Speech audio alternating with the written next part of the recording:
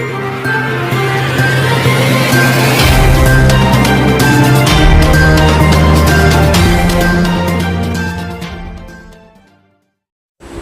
అండి everyone, AP new మీడియాకు స్వాగతం. అట్టహాసంగా మంత్రాలయం వైసీపీ ఎమ్మెల్యే నామినేషన్ దరఖాస్తు. Mantralayam hat trick MLA Balanagireddy nomination సందర్భంగా 4 మండలాల కార్యకర్తలు, ప్రజలు భారీ సంఖ్యలో పాల్గొన్నారు.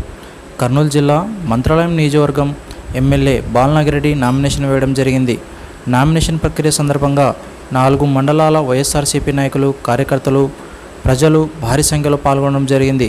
ఈ కార్యక్రమానికి పాల్గొన్న ప్రతి ఒక్కరికి ప్రత్యేక కృతజ్ఞతలు తెలియజేశారు. 4వసారి కూడా మంత్రాలయం గడ్డపై వైఎస్ఆర్సీపీ జెండా ఎగురవేయడం ఖాయమని ఎమ్మెల్యే వై బాలనాగిరెడ్డి పేర్కొన్నారు. రాష్ట్ర అభివృద్ధితో పాటు గ్రామ అభివృద్ధి జరగాలంటే వైఎస్ఆర్సీపీ ప్రభుత్వం రావాల్సిందే అని తెలియజేశారు.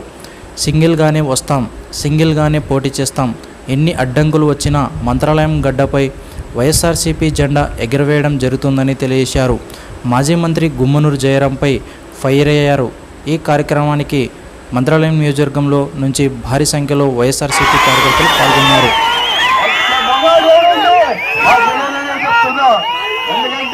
సింగల్గానే పోటీ చేస్తాం, సింగల్గానే వస్తుందా, జత కట్టుకొని రావాల్సిన అవసరం లేదు, కూటమితో జత చేసుకోవాల్సిన అవసరం లేదు మాకు.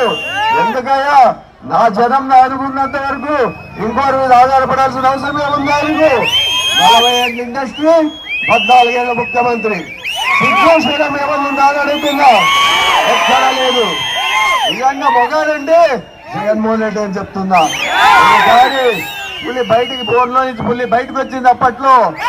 అప్పుడు మనము ప్రతిపక్షంలో కూర్చున్నా కూడా మనం భయపడలేదు. పాదయాత్ర చేశాడు మన పులి. అలాంటి పులి నాకు నా సోదరు లాంటి నా పులి. నేను కూడా మా సోదరుల కుటుంబ సభ్యులు మీరు అందరూ ఉన్నంత వరకు నేను కూడా పులి అని చెప్తున్నా. మీరందరూ ఒకటే ఆలోచన చేయాలి. మంచి వ్యక్తులకు ఓటేస్తే 15 సంవత్సరాలు మీరు ప్రశాంతంగా ఉండగలిగారు. మళ్ళా వాళ్ళకి వస్తే ప్రతి మండలంలో రౌడీజం పెరుగుతుంది తప్ప మంచి అనేది ఉండదు. పక్కన ఆలూరు చూడండి, గుమ్మనూరు జయరాం ఏం చేశాడు?